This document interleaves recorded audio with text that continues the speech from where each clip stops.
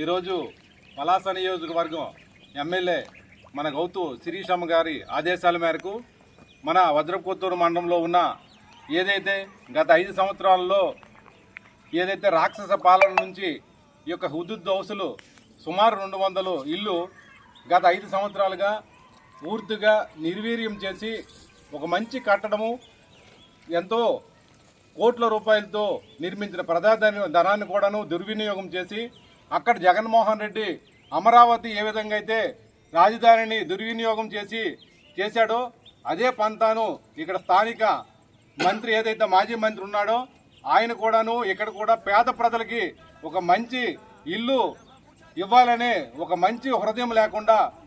గత 5 సంవత్సరాల్లో ఈ హుదుద్ హౌసులను కూడాను పూర్తిగా నాశనం చేశాడు. ఇప్పుడు మీరు చూస్తూనే ఉన్నారు, పూర్తిగా తుప్పలు కానీ ఈత చెట్లు తుంబ చెట్లు అన్నీ కూడా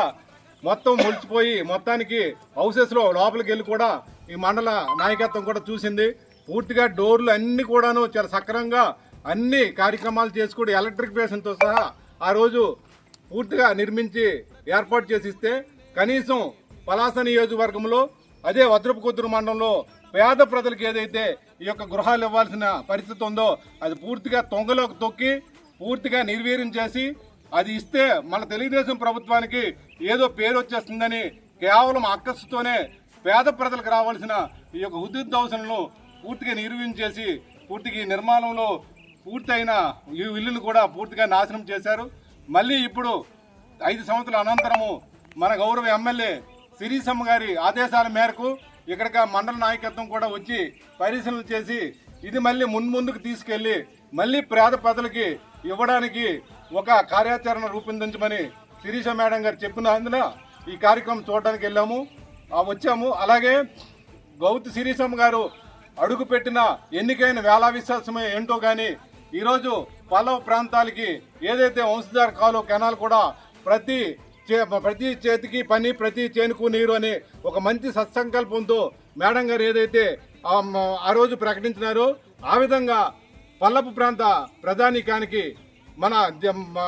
ప్రతి ఏటుబట్ల నీరు కూడాను ప్రతి పొలంకి ప్రతి సెంటుకి నీరందించే కార్యక్రమం చేశారు. అలాగే ఉద్దానం ప్రాంత ప్రధానికానికి ఆ రోజు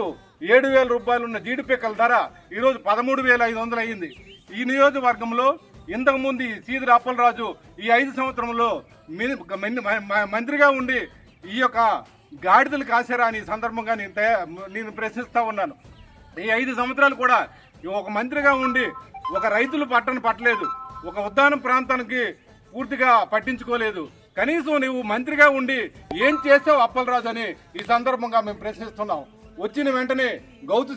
శిరీష మేడం గారు ఉద్దాన ప్రాంతానికి అలాగే పల్లపు ప్రాంతానికి ఒక 2 మంచి విషయాలు అందించిన ఘనత మన గౌతు శిరీష మేడం గారిది. అలాగే కొనసాగించుకుంటూ పోతే ఈ 5 సంవత్సరాలు కూడాను శిరీషమ్మ గారు ఈ పలాస నియోజకవర్గంలో ఒక పెద్ద అభివృద్ధి కార్యక్రమం చేసి ముందుకు సాగడానికి ఆవిడ కృషి చేస్తారని తెలియజేసుకుంటూ ఇవన్నీ కూడా పలాస ప్రధానికము వజ్రపుకొత్తూరు మండల ప్రధానికము గుర్తెరిగి ముందుకు సాగాలని గౌతు శిరీషమ్మను ఈ 5 సంవత్సరాలే కాదు మళ్ళీ 10-15 సంవత్సరాలు గౌతు శిరీషమ్మకి మ్యాండేటరీ ఇచ్చి గెలిపించగలిసిందిగా కోరుతున్నాం. అందరికీ నమస్కారం.